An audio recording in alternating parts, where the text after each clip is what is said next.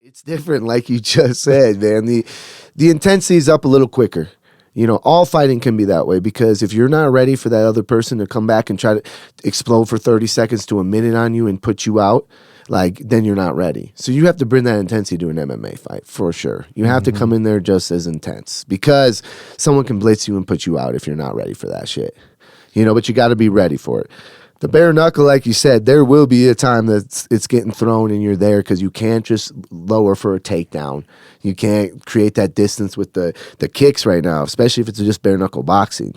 The distance is different, so you will get caught up. You will get caught up in it. A lot of clinching, man, and you can clinch too, right? That's kind of different. See, that's where it takes the advantage away from boxers. Boxers ain't used to being in that clinch, and even if they think they're really strong, you don't know what you're doing there. And that's a for real thing I've seen. That's just a pro tip one for you right there. For anybody trying to do it, you a boxer, you got to work on that clinch because they don't know how to do it.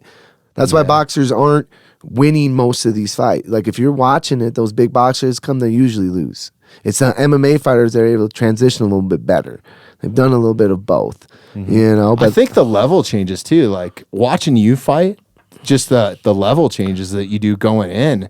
It seems like the guys that level change were winning most of the fights, man, because I just don't know if guys are used to getting bull rushed or I don't know, man. Some are, and like you said, once they got was because a lot of boxers. You got to remember what's coming through here right now. This is, I look at bare knuckle boxing and bare knuckle in general as the new freaking UFC or MMA when it started.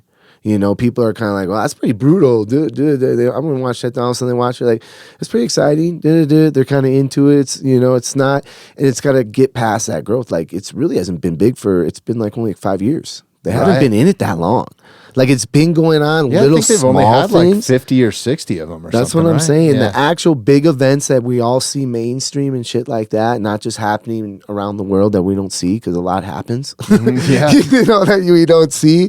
But that's how only it's been big that long. So this is a start of something. It's exciting, and it's great for all combat sports. If you ask me, it brings it all to a new level. Like MMA will always still be there. This ain't taking over MMA by any means. Shouldn't be any talk of that or anything like that. They're both needed. They're both important. You know what I mean? There's so many different practices, right? It's like there's so many different disciplines. Like that's what I love about the sport is the technical side of it is fucking super intriguing. It's a chess match, man. Like.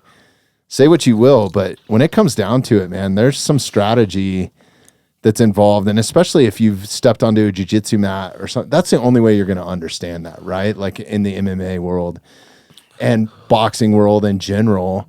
But I think what makes the sport even more crazy is you have guys like yourself, Justin Gaethje, Grant Neal that are just fighting at this. They're true fighters, man. Like there are some guys that come out and play that technical game and nobody really likes to see that. But like the guys, the Michael Chandlers, the Brandon Girtz, the Chris Camozzi's, those guys that just come out, Dustin Jacoby's that just come out and brawl are the ones that I'm not going to look away from, or I'm going to go spend my pay-per-view money because I want to see that. Well, because they're not the ones that you ever go to like, oh, Michael Chandler's fighting, oh, Brandon Girtz is fighting, boring. Like, you don't think that in your head. And if you think that in your head is stuff, then why are you going to tune in? But names like that don't. And I've always been about that. Like, it's not even about that, but it's just what's naturally been. You're not going to think that about my fights. You're not going to go, oh, Brandon Girtz is fighting, that's bad for the card. Hell no. Like I go out there, if you watch my highlights or you see my stuff, I go out there to put it away. I put it all out there. That's why you've also seen some of my fights where I haven't done good because I go against someone that's more trying to be strategic.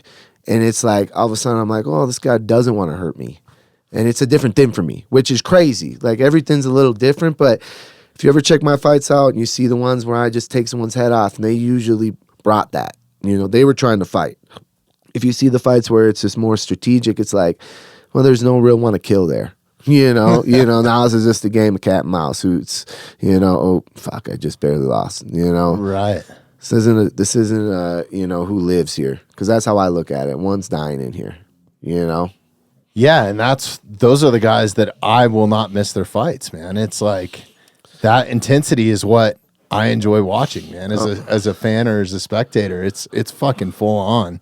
That's my hat goes off to you guys, man. Like going back to some of your fights, I've been watching you for a long time in Bellator, and like I think one of your most famous fights is when you had that huge gash on your head in the trilogy. Oh, I'm sorry.